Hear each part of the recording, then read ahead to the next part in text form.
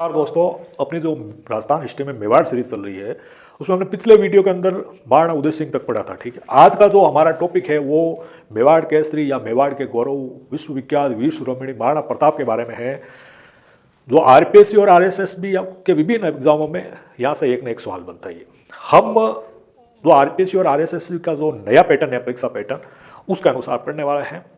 हमारा जो पढ़ने का सोर्स होगा वो होगा आरबीएससी एनसीईआरटी की पुस्तक है, राजस्थान हिंदी ग्रंथ अकादमी की पुस्तक है, उदयपुर राज्य का इतिहास जो गौरीशंकर हिराचंद ओझा ने लिखा, और राजस्थान का इतिहास जो डॉक्टर गोपीनाथ शर्मा की एक पुस्तक है, उसके अनुसार पढ़ने वाले हैं। ठीक है, अच्छा, हम पढ़ने वाले क्या क्या हैं, तो एक तो महाराणा प्रताप के जन्म का परिचय, राज्याभिषेक के बारे में, महाराणा प्रताप जब शासक बने थे उस टाइम मेवाड़ की क्या स्थिति थी उसके बारे में, फिर अकबर द्वारा जो 4 शिष्टमंडल भेजे गए थे महाराणा प्रताप को समझाने के लिए उसके बारे में, फिर मुगल मेवाड़ के बीच में जो युद्ध हुआ था 4 प्रमुख युद्धों के बारे में पढ़ेंगे, हल्दी घाटी, कुंभलगढ़, शेरपुर और दिलवेर का युद्ध। उसके बाद में एक चीज हम और पढ़ेंगे कि महाराणा प्रताप के प्रमुख सहयोगी कौन कौन थे, महाराणा प्रताप के मित्र कौन कौन थे, महाराणा प्रताप के सामंत और सरदार कौन कौन थे, उनके बारे में।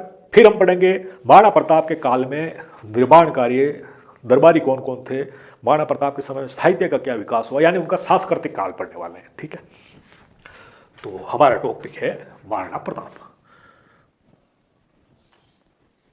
महाराणा प्रताप।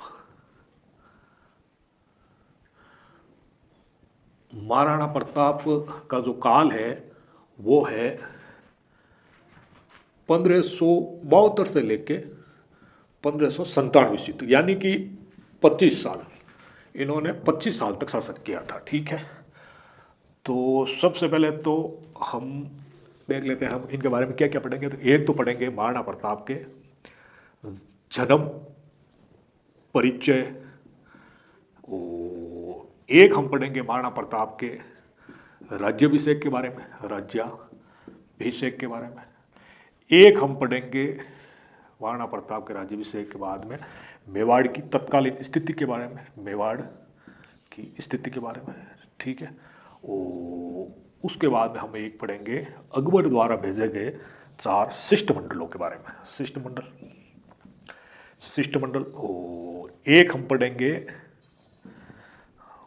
महाराणा मुगल मेवाड़ के बाद प्रमुख युद्ध कौन कौन से हुए, अकबर और या मुगल और मेवाड़ के बीच में। एक तो हल्दी घाटी का युद्ध हुआ था, हल्दी घाटी के बाद में एक युद्ध हुआ था कुंभलगढ़ का युद्ध, कुंभलगढ़। एक युद्ध हुआ था शेरपुर का युद्ध, एक युद्ध हुआ था दिवेर का युद्ध। तो एक तो ये 4 युद्ध पढ़ेंगे। ठीक है, एक हम पढ़ेंगे महाराणा प्रताप के प्रमुख सहयोगी कौन कौन से थे, या महाराणा प्रताप के प्रमुख सामंत कौन कौन से थे। ठीक है, तो सामंत या सहयोगी। एक हम पढ़ेंगे महाराणा प्रताप के काल में या महाराणा प्रताप के समय जो सांस्कृतिक काल, महाराणा प्रताप का सांस्कृतिक काल, ये हम पढ़ेंगे महाराणा प्रताप के बारे में। 7 मुख्य बिंदु है, उनको पढ़ेंगे उनके अनुसार। तो सबसे पहले हम पढ़ लेते हैं महाराणा प्रताप का जन्म परिचय। जन्म परिचय के अंदर क्या पढ़ेंगे कि महाराणा प्रताप के जो पिता थे उनका नाम था महाराणा उदय सिंह। पिता कौन थे? महाराणा उदय सिंह। ठीक है, महाराणा उदय सिंह। और माताजी कौन थे? तो महाराणा प्रताप के माताजी का नाम था महारानी जयवंताबाई। क्या नाम था? जयवंताबाई सोनग्रा, जयवंता दे सोनग्रा, जो पाली के सोनग्रा सामंत अखेराज सोनग्रा की पुत्री थी। ये पाली के थे अखेराज जी, और इनकी पुत्री थी। महाराणा प्रताप का जो जन्म है वो ज्येष्ठ शुक्ल या ज्येष्ठ शुद्धि तीज या तृतीया को विक्रम संवत है 1597, विक्रम संवत 1597। और जन्म हुआ था इनका बादलमल, जूनी कचेड़ी बादलमल, और ये बादलमल है जो है कटारगढ़ कुंभलगढ़ के अंदर, कटारगढ़ कुंभलगढ़ के अंदर। ठीक है, कुंभलगढ़ दुर्ग राजसमंद कुंभलगढ़ के अंदर। ठीक है, तो यानी महाराणा प्रताप का जो जन्म है ये जूनी कचहरी महाराणा प्रताप का जन्म जूनी कचेड़ी, बादल महल, कटारगढ़, कुंभलगढ़ के अंदर हुआ था ज्येष्ठ शुद्ध या ज्येष्ठ शुक्ल तृतीया के दिन विक्रम संवत 1597 और ईस्वी सन है या ईस्वी तारीख है वो है 9 मई 1540 ईस्वी। डॉक्टर ओझा के अनुसार ज्येष्ठ शुल्क तृतीया विक्रम संवत 1597 वार रविवार प्रातः सूर्योदय के समय महाराणा प्रताप का जन्म हुआ था। महाराणा प्रताप के माताजी का नाम जयवंताबाई था जो पाली के अखेराज सोनगरा की पुत्री थी और महाराणा उदय सिंह की पत्नी थी या महाराणा उदय सिंह की महारानी थी। ठीक है, कुछ स्रोत के अनुसार यह भी कहा जाता है कि महाराणा प्रताप का जन्म उनके ननियाल पाली के अंदर हुआ था। चलो जी, तो ये तो हो गया इनका जन्म परिचय। अब कुछ बातें और। महाराणा प्रताप के बचपन का नाम था महाराणा प्रताप का, वो था बचपन का नाम कीका। महाराणा प्रताप को बचपन में कीका कहा जाता था। वैसे कीका मेवाड़ के अंदर छोटे बच्चे को कहा जाता है, लेकिन इन्हें बचपन का नाम कीका था। ठीक है, महाराणा प्रताप के जो मुख्य रानी थी या मुख्य पत्नी थी उसका नाम था अजबदे पंवार। अजबदे पंवार, ये अजबदे पंवार है, ये बिजोलिया के सामंत रामरख जी पंवार की पुत्री थी। ये बिजोलिया के सामंत रामरख परमार या रामरख पंवार की पुत्री थी। ठीक है, अजबदे पंवार या परमार जो बिजोलिया के सामंत थे रामरख जी उनकी पुत्री थी। ठीक है, तो यानी महाराणा प्रताप के पिता का नाम उदय सिंह, माता का नाम जयवंताबाई, ननियाल पाली था, नाना का नाम अखेराज सोनगरा। जन्म हुआ जो ज्येष्ठ शुल्क तृतीया 1597 विक्रम संवत 1597 जूनी कचेड़ी बादल महल कटारगढ़ के जो कुंभलगढ़ दुर्ग के अंदर बना हुआ है। और वैसे ईस्वी सन या ईस्वी तारीख है वो है 9 मई 1540 ईस्वी। और इनके बचपन का नाम था कीका और इनकी पत्नी या रानी का नाम था अजबदे पंवार जो बिजोलिया के सामंत रामरख जी परमार की पुत्री थी। ये तो हो गया था महाराणा प्रताप के जन्म का परिचय, महाराणा प्रताप के पिता माता और महाराणा प्रताप के जन्म स्थान जन्म तारीख के बारे में। अगला जो हमारा बिंदु है वो है महाराणा प्रताप का राज्याभिषेक।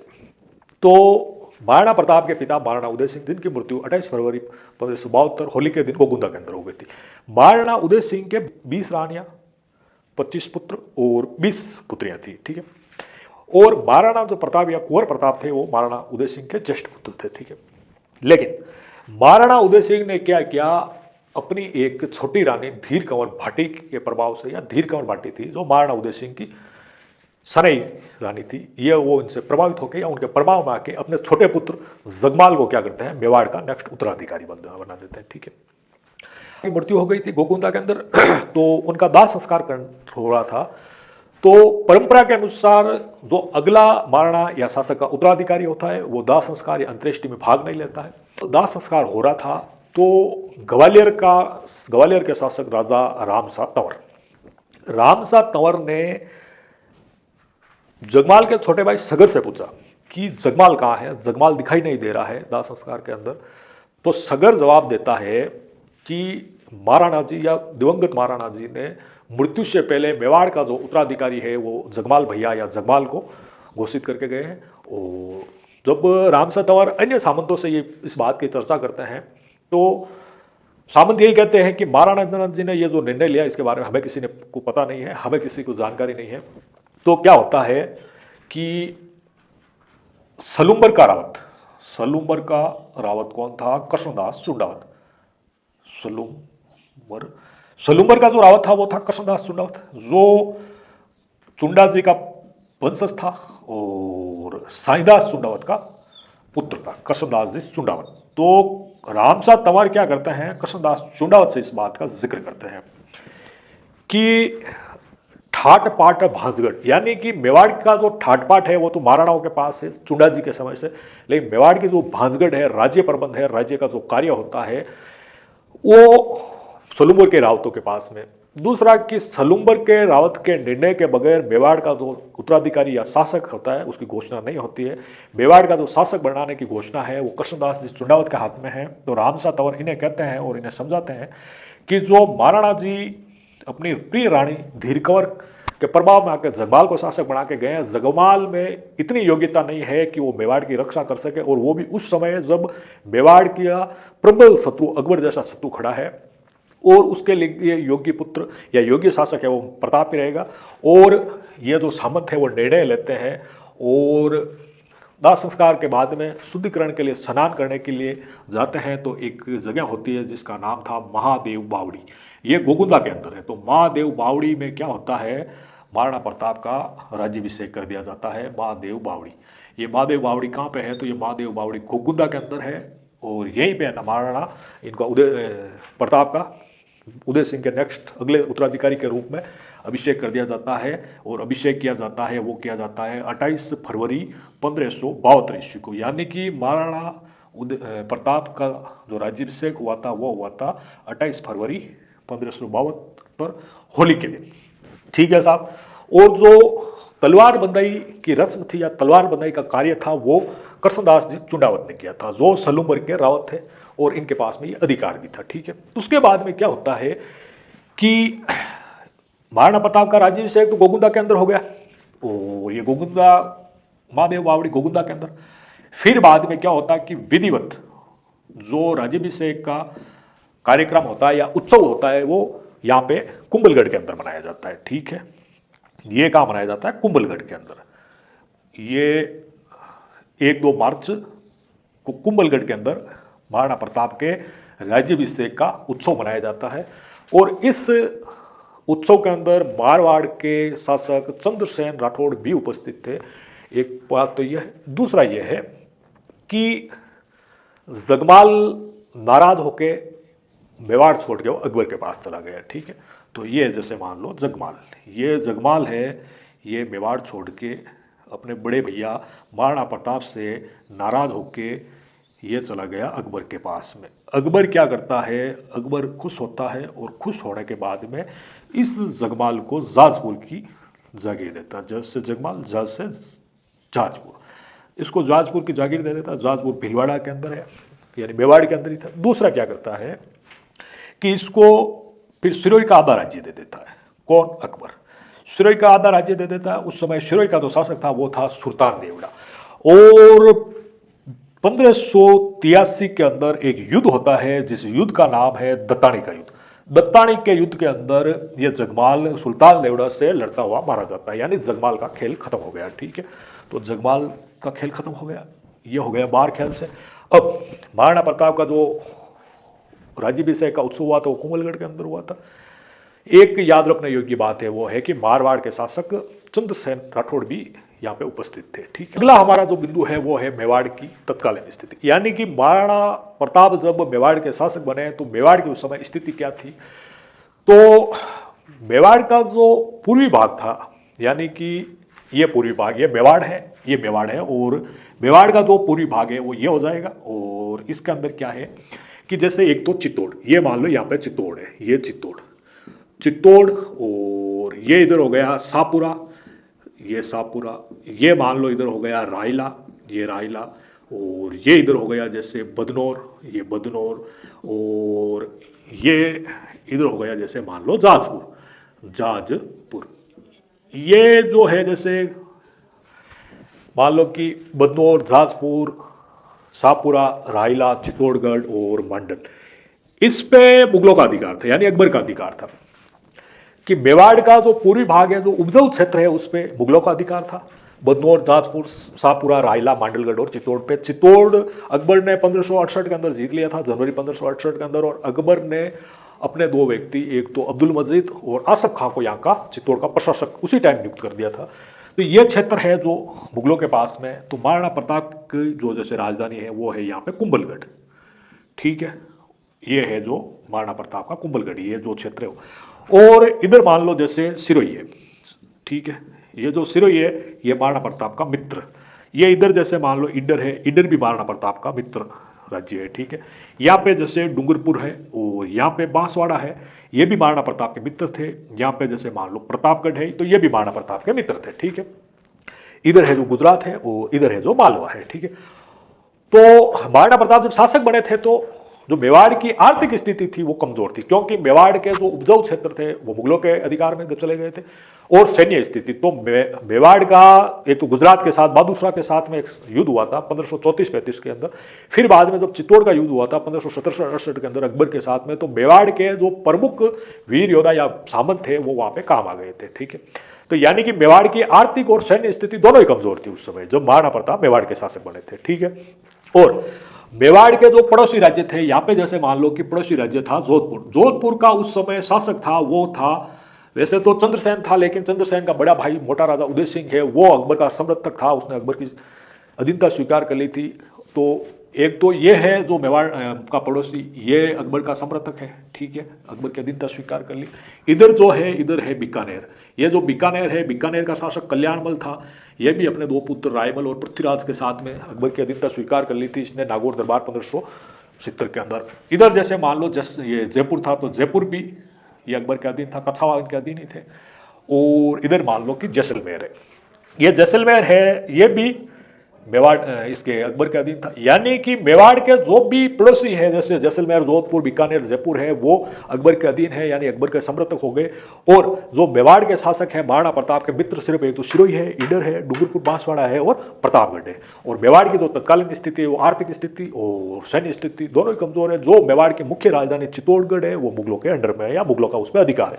किसी अज्ञात लेखक ने एक बात कही है कि बिना चित्तौड़ के मेवाड़ उसी प्रकार लगता है जैसे बिना आभूषण के वधु लगती है, बिना आभूषण के। ठीक है, यानी कि विधवा की तरह है मेवाड़। तो अकबर की नीति या अकबर की समझौता नीति, अकबर की जो समझौता नीति थी उसका नाम था सुलह कुल नीति, यानी कि सुलह कुल नीति ये अकबर ने अपनाई थी। सुलह ए कुल नीति, सुलह ए कुल नीति के अनुसार यह था कि अकबर को अपना मुगल साम्राज्य स्थायी रूप से रखना था भारत के अंदर। तो अकबर को पता था कि अगर मुझे स्थायी रूप से अगर भारत के अंदर टिके रहना है तो उसकी सबसे बड़ी समस्या थी अफगान जो मुगलों के शत्रु थे। तो मुझे अगर अफगानों से निपटना है, अफगानों से मुझे अपने राज्य को बचाना है, तो मुझे यहाँ के राजपूत शासकों को अपने अधीन लाना होगा या इन्हें अपना मित्र बनाना होगा या इनसे वैवाहिक संबंध जोड़ने होंगे।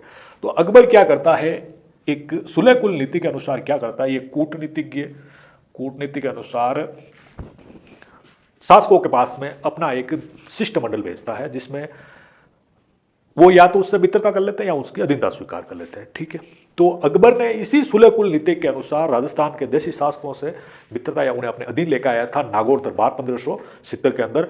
और इस कार्य में अकबर की जो सबसे ज्यादा सहयोग किया था वो आमेर के कछावा शासक भारमल, भगवान दास और मान सिंह ने किया था। तो अकबर ने इसी सुलह कुल नीति के अनुसार क्या किया, महाराणा प्रताप को अधीन करने के लिए 4 शिष्टमंडल भेजे थे, यानी 4 लोगों को भेजा था। तो सबसे पहले इसने भेजा था जलाल खां कोरची को। ये जलाल खां कोरची था, ये जलाल खां कोरची है।